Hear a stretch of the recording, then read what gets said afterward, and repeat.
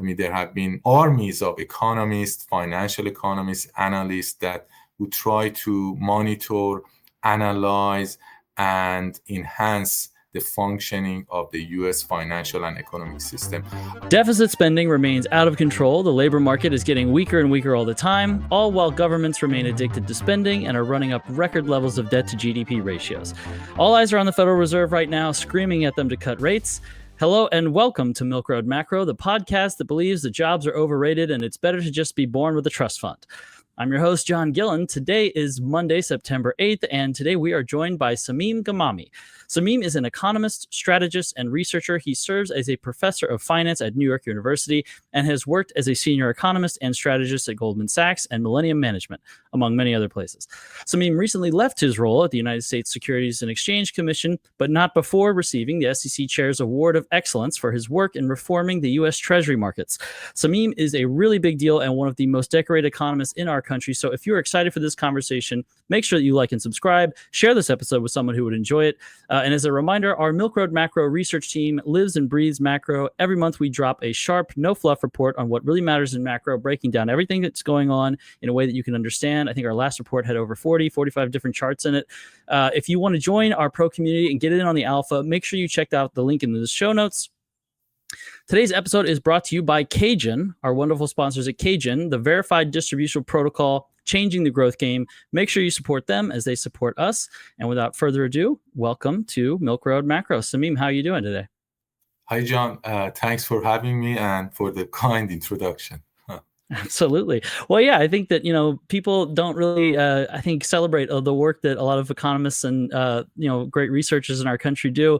And I thought that would be a great place to start this conversation, is congratulating you on the award and then asking you to share with our audience a little bit about your experience and, just tell us a little bit about what work you did there at the SEC and the work you did on reforming the Treasury markets. Sure. Thanks again, John. So before I start, I would just highlight that, in our conversation, I'm expressing my personal views, which may not reflect the views of official sector institutions I have been affiliated with, including the SEC. So like you mentioned at the beginning, I'm an economist and researcher, and I've worked for the public sector, SEC, U.S. Treasury, Federal Reserve as an economist, also for the private sector, Goldman Sachs and Millennium Management. And in terms of my very recent work at the SEC, the part that has been focused on the reform of the Treasury market, you might be familiar with some of the components of the Treasury market reform. But just to mention the basics for your viewers, the Treasury market the U.S. Treasury market has seen some episodes of liquidity problems. Perhaps the most significant one was the Treasury market disruption right after the COVID shock between March 2020 and April 2020.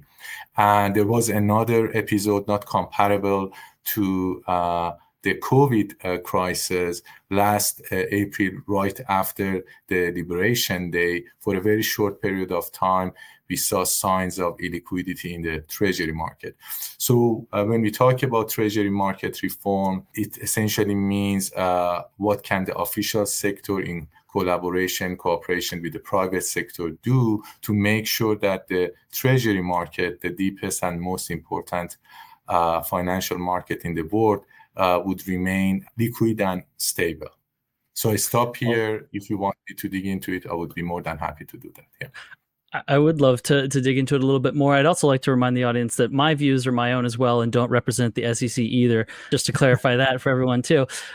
So some of these reforms you've advocated for, some of them are still non-public, so we can't talk about those.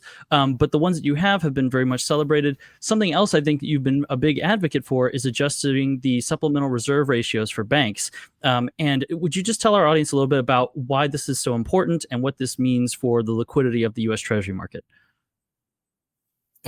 Sure. Just to clarify, for the enhanced supplementary leverage ratio, reform proposal, ESLR reform proposal, that was put together by the Federal Reserve Board in collaboration with the OCC and FDIC. That was something that was outside of the jurisdiction of the SEC. But that said, Sure.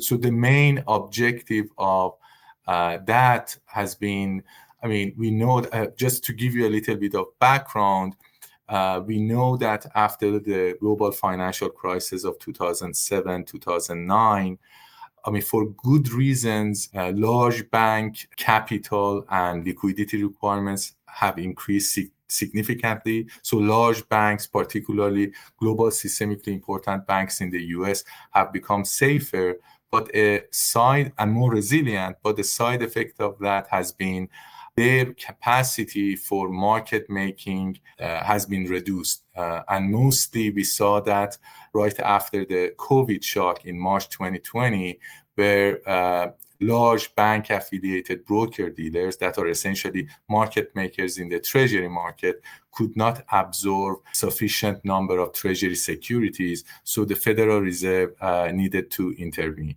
So ESLR is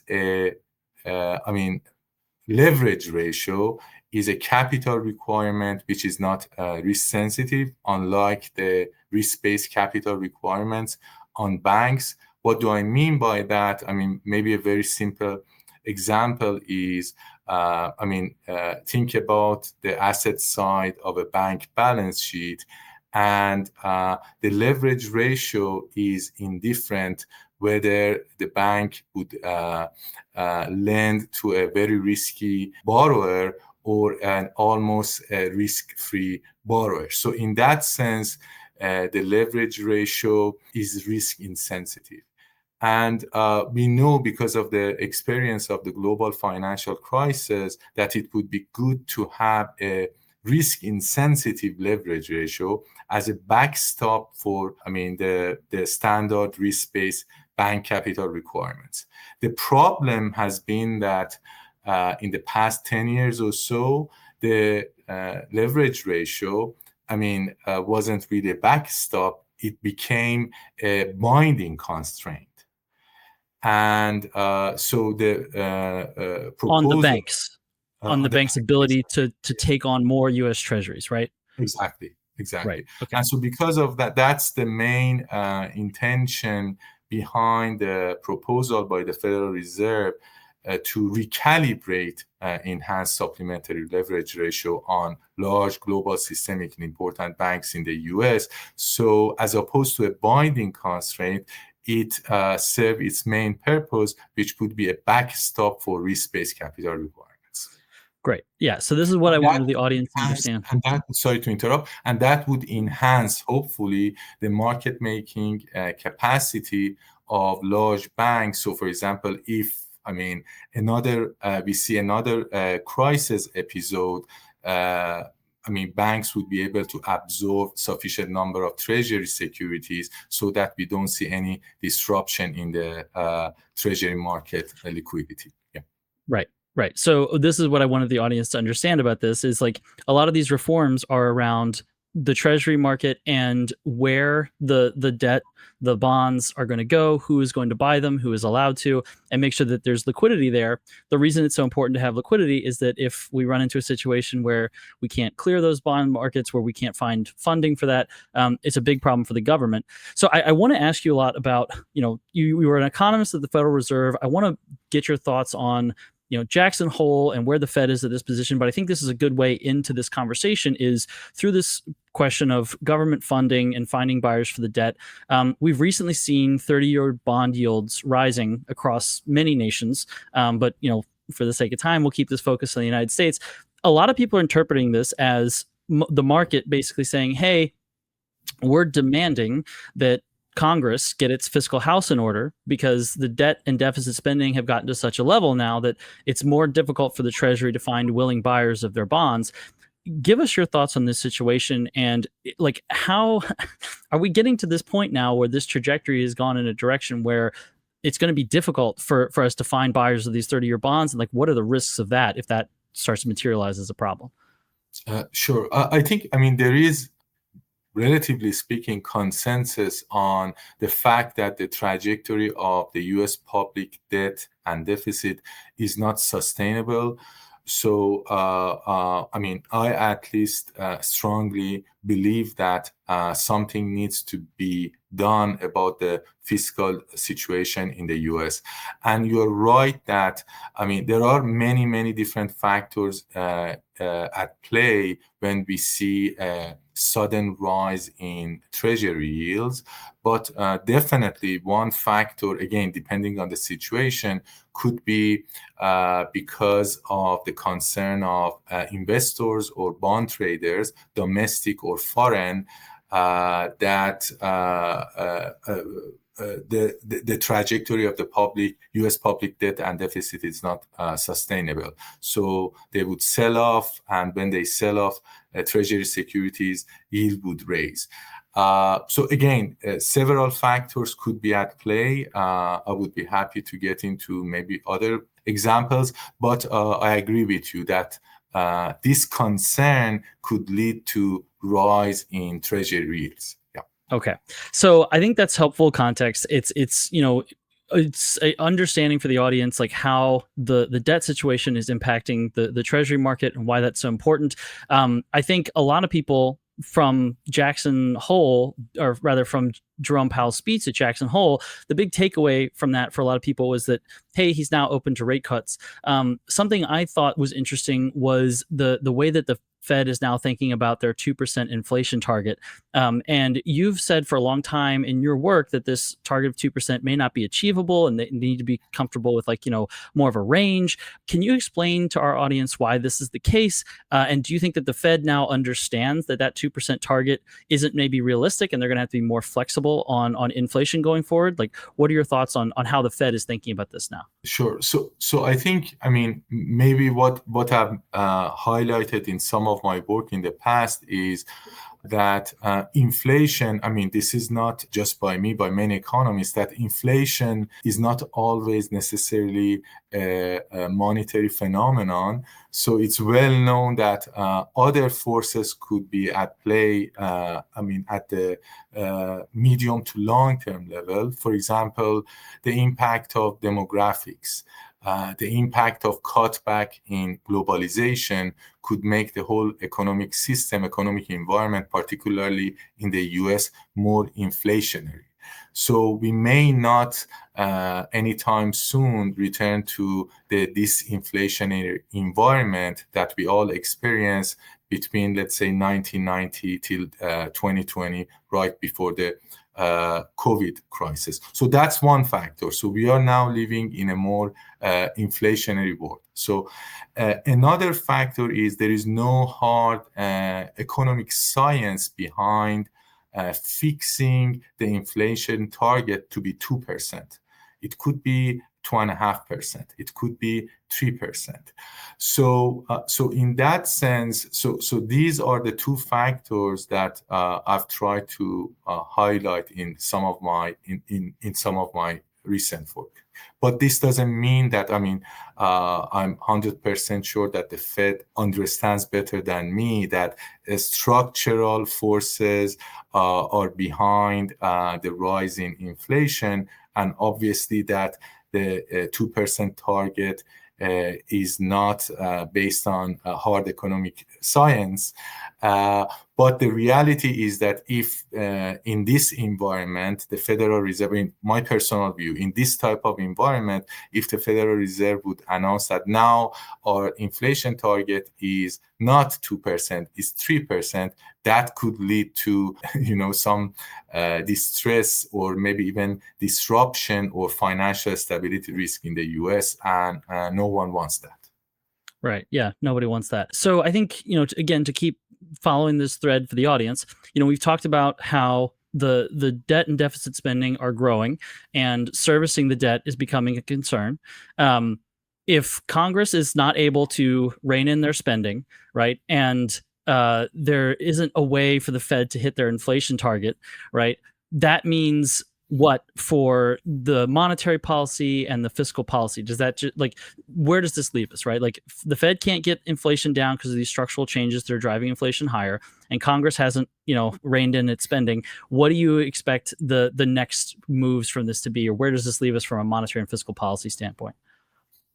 Sure. I think, Federal Reserve being a central bank in the advanced economy that would try to achieve its dual mandate, price stability and maximum employment through inflation targeting, and its main tool is interest rate, whether the short-term policy rate or in some instances unconventional monetary policy, for example, quantitative easing. For this type of central bank, it is well known in economics that a hard precondition to achieve price stability is the government having or pursuing a balanced budget approach. So, for example, if you look into not even modern, but relatively modern dynamic macro models, the underlying assumption in almost all of them is that the government is pursuing a balanced budget approach. So there are, we can use economic theory to show that if the trajectory of the public debt and deficit is not sustainable, pursuing, for example, a Taylor type principle could have even inflationary impacts, could lead to inflation spiral. And this has happened before. So, for example, in the 70s and 80s, so that situation wasn't comparable with the US, but I mention it anyway. In the 70s and 80s, Brazil went through hyperinflation, and it is well known that when it switched its monetary policy to essentially an aggressive form of anti-inflationary monetary policy, meaning increasing interest rates more than 1-to-1 when inflation rises, that made the situation worse, and it increased inflation much more significantly. So it is well known that it is a hard precondition for the Fed to achieve its price stability that the government would pursue a balanced budget approach. So if you ask me if that wouldn't happen in reality, right, meaning yes, if that's what I'm asking. If, for example, we continue to have 6% deficit and won't be able to lower that and make it closer to this now well-known number of 3%, what happens? I think that would complicate the job of the Federal Reserve significantly. Yeah, and I think that's kind of the picture that's being painted slowly here, and I'm interested in how you're thinking about how the Fed is looking at this. Another thing that came out of the Jackson Hole speech was that the Fed is now much more concerned about the softening labor market. Just this Friday, we had August non-farm payrolls come out. They were far below estimates and far below priors. We saw a revision for now a negative, if the numbers are still correct as of recording, June has been revised down by 27,000 jobs, which puts us at the first negative month of negative 13,000 jobs, first negative month since 2020. So the labor market is softening quite rapidly into this higher inflation environment, into this situation with, Congress well above, the norms of deficit spending. How does this new labor market data change the outlook for the Fed going into their FOMC meeting here in September? Sure. I think, the short answer, as you know, is that it's now, we are now almost sure that there would be at least a 25 basis point cut in the September FOMC meeting. We may have more cuts in the short-term policy rate, in the federal funds rate in October and December. But I would just here highlight that I think also there is this, relatively speaking, consensus that with aggressive trade policy and tariffs, we may have at least a one-time rise in prices, and it would take time till that would materialize in the economy. So there are some lags. And my thinking is that essentially people at the Fed were waiting to see whether we see further rises in inflation, I mean core PC or CPI, before making any interest rate cuts. So we see some increases in, if you decompose inflation, in some components of the inflation, you start to see the impact of tariffs. But that said, like you said, I mean, today the unemployment number was around 4.3%. So that's above anything that we have seen in the past 4 or 5 years. So that would, I'm almost sure that would make the Fed cut the short-term policy rate in September. So I think that is the consensus now. The market is pricing in a 25 basis points cut. Now people are also saying that the likelihood of a 50 basis points cut is also increasing. I wanted to get your thoughts about another thing that the Fed considers at their FOMC meeting, which is not just interest rate policy, but their quantitative tightening versus quantitative easing policy. They've been rolling off their balance sheet of mortgage-backed securities and sort of like, it's kind of a quantitative tightening that they're doing there by not either holding those constant or buying more off the market. Do you think that they're going to pivot on that policy? In other words, switch from letting their balance sheet decline and rolling those MBSs off, or are they going to start accumulating more, or do you expect they're going to continue at the same rate that they're doing that?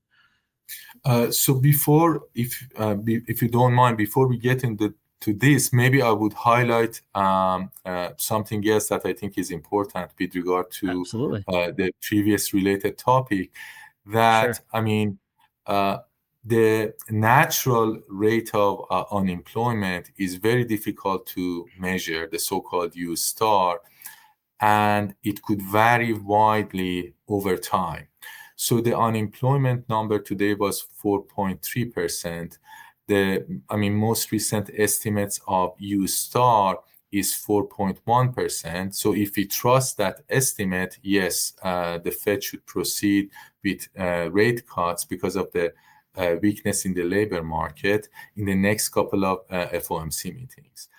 But what if that 4.1% for the estimate of U star is 4.5%? So there is huge uncertainty there. And the reason that I flag this is because the current estimates of core PCE and CPI are all a little bit above 2%. Some of them are actually close to 3%. But luckily, long-term inflation expectations in the US, market-based measures or survey-based measures, are all well anchored. But if anything changes in that front, meaning inflation expectations would get unanchored, and the inflation estimates numbers that would come out, one will come out next week, would show that the inflation is consistently would stay above and closer to 3%. I think we need to continue to be also worried about inflation. So that further complicates everything. And going back to the Fed balance sheet, I think in a scenario that we would see 2 or 3 rate cuts, I think in that type of scenario, quantitative tightening might be off the table, at least for a period of time. Yeah. Okay. Yeah. Well, I think that's something I'm personally interested in, right? Is not just their adjustments up or down of the interest rate policy, but of their changing from quantitative tightening to quantitative easing.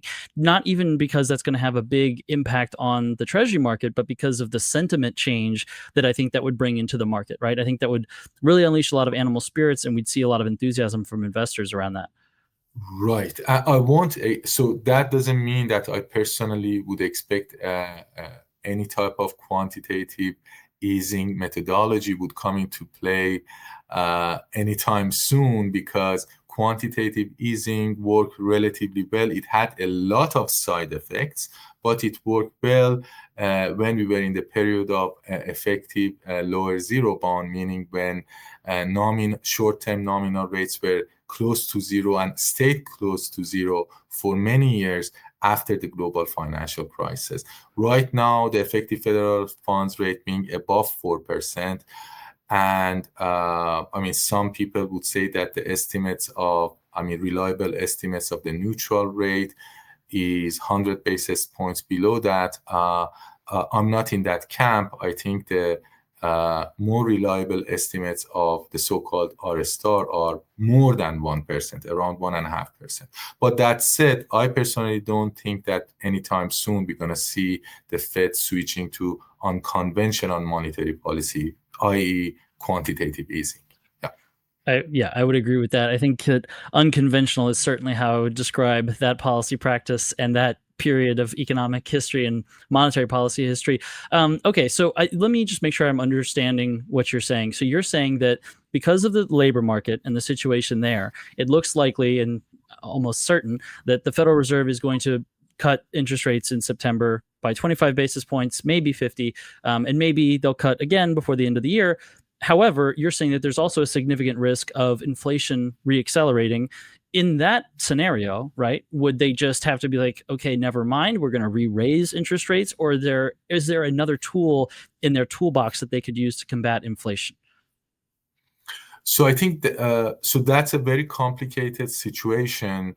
It highly depends on the data that we will see coming in September, October, and November. It would also be highly a function of, for example, right now, the trade policy situation between US and China is on a pause, and I think it will remain in a pause till sometime in November, I think November 10th. That would also be a function of trade policy, particularly the tariffs that US would impose on China. Again, because inflation with a lag is also a function of trade policy. So, the situation is very complicated. But if you're telling me that if we would be trapped in a stagflation situation where we have a weak labor market and inflation is rising, hopefully we won't be in that situation. But if you ask me what the solution is, I don't know. It would highly depend on the data that would come out at a certain period of time, and the committee at the Fed that is in charge of, making monetary policy decisions. Yeah, I don't know what the solution is a pretty good answer for right now, and I think that's kind of where the Fed is, and that's why I'm curious about these things and wanted to get your thoughts. Something that I think has been proposed, discussed, is some sort of collaboration between the Federal Reserve and the Treasury Department around trying to come up with solutions to this problem. A lot of people have been very nervous about this because they don't want to see the Federal Reserve losing their perceived independence. And I'm curious your thoughts about that. Are there ways that the Treasury Department and the Fed can collaborate around this, or does that risk compromising the Fed's view of independence and the market's faith in their policy and their behavior in the market? I personally think that obviously the independence of the Federal Reserve as a central bank in the US is extremely important. But again, like we discussed a few minutes ago, at the same time, I do strongly believe that a hard precondition for the Fed to achieve its dual mandate through inflation targeting with interest rate tools is the government pursuing a balanced budget approach. So if, for example, we are in a situation that because of the tax bill, the deficit would rise in the near future, and we don't see sufficient amount of revenue from tariffs, then I don't see how Federal Reserve and Treasury, I don't see a scenario where the Federal Reserve and Treasury would not interact. Let me put it this way. Yeah, I think they're going to do a lot more than just interacting. Yeah, and I think so. Like Secretary of the Treasury Scott Bessent and Jerome Powell commonly will have breakfast and discuss these things, but I think we're moving much more towards some sort of like either open or like behind the scenes collaboration between them on these things. I don't know how that's going to be digested by the market because like you said, Fed independence is very important, but that's also a little bit of a myth, right? I think that the Federal Reserve is still part of it's the central bank of the United States. And to some degree, like we talked about at the beginning, selling debt, funding the government is still their primary objective, even though they have these like ostensible objectives of keeping inflation down and keeping unemployment down. So like at what point do they sort of like say like, hey, we're going to have to get rid of this independence thing, and who cares how scary it is to the market? And do they have to like really step in and, like you said, use some unconventional measures of interaction? Like where would that tipping point be? Because I feel like we're on a trajectory in that direction, but we don't know when we've crossed that threshold. What do you think that might look like, and what would the impact on the market be? Honestly, I don't know what that might look like. I personally prefer to remain optimistic in the sense that hopefully we're going to see revenue from tariffs in the order of $300 billion or more in the short period of time. And that would make the fiscal situation in the US at least not worse compared to last year. Hopefully inflation expectations, particularly the long-run inflation expectations, would remain anchored, and the Federal Reserve can continue to pursue its inflation targeting. But that would be my personal ideal scenario. But if you ask me, what if none of this would materialize? I honestly don't know what would be on the table from the perspective of the U.S. Department of the Treasury and the Federal Reserve. Okay. Well, I appreciate your thoughts on this. I think it's a fascinating topic. We're coming up towards time here, so I wanted to kind of get your thoughts on sort of some of the future and what that might look like. Obviously, you've been very instrumental in reforming a lot of things in the Treasury market to enhance liquidity and efficiency and smooth out that market there. I'm curious though, what are some of the things you think might be or should be, without obviously speaking for the SEC or for anybody else, just your own thoughts on like, what are some additional things that you think might be helpful in securing that we have stability in the bond market, especially as this is something that is very much on the minds of a lot of major Western nations right now? Sure. I think I agree with almost all elements of the Treasury market reform program that, like we discussed briefly at the beginning, was put together by good people in the official sector, various agencies, Treasury, SEC, Fed, also some of private sector participants. So the elements are good. For example, we discussed the reform of the enhanced supplementary leverage ratio that would enhance the market-making capacity of banks.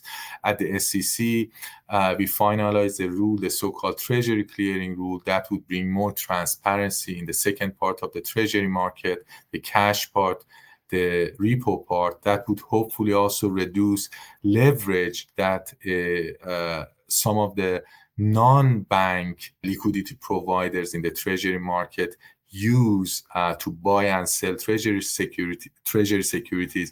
And offline, we also discussed the standing repo facility. So those elements are all good, and that there are more that would hopefully help maintain stability from the perspective of liquidity in the U.S. Treasury market.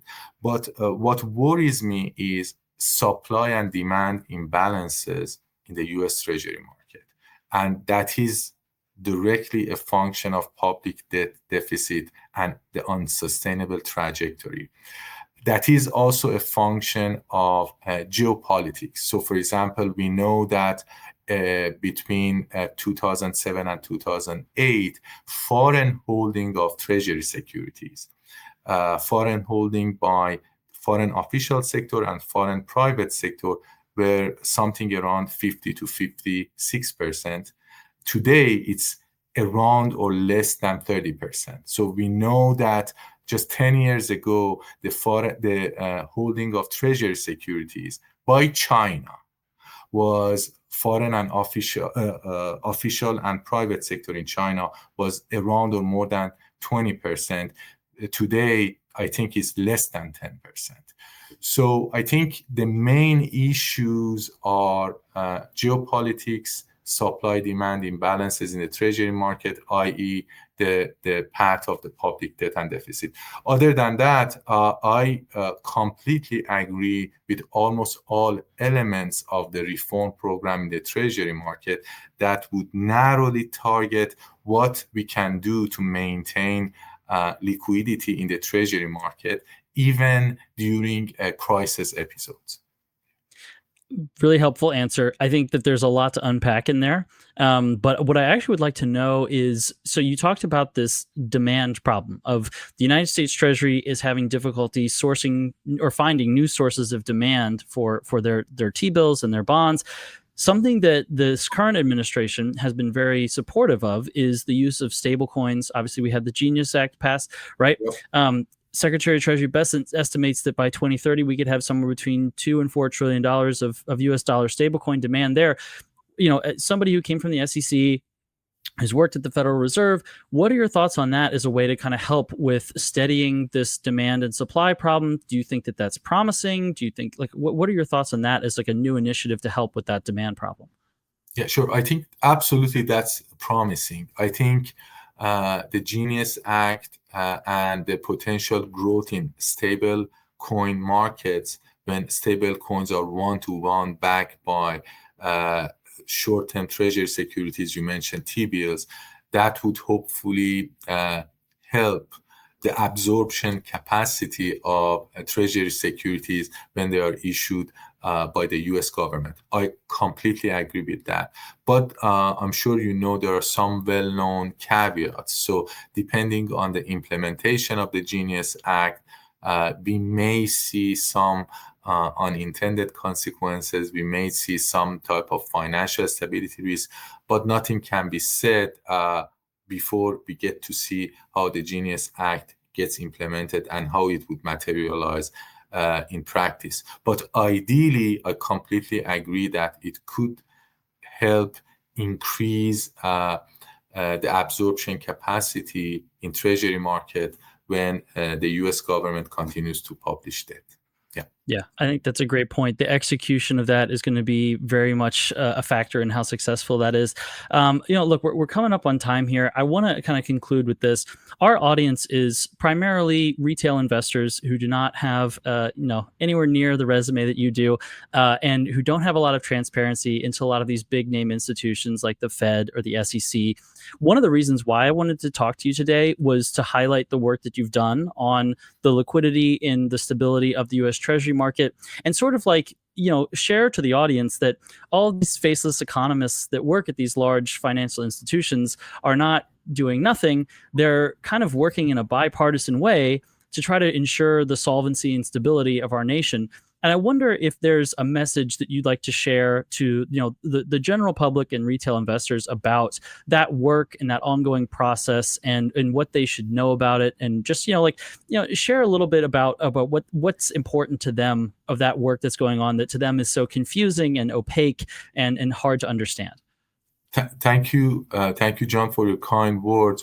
But I mean, maybe all I can say is that the US economic and financial system is extremely, extremely complex. I mean, we are proud because of our deep, dynamic financial markets and financial system. But being deep, dynamic, being used by everyone across the world would obviously make it extremely complex. So both in the official sector across the agencies, Fed, Treasury, SEC, CFTC. There are,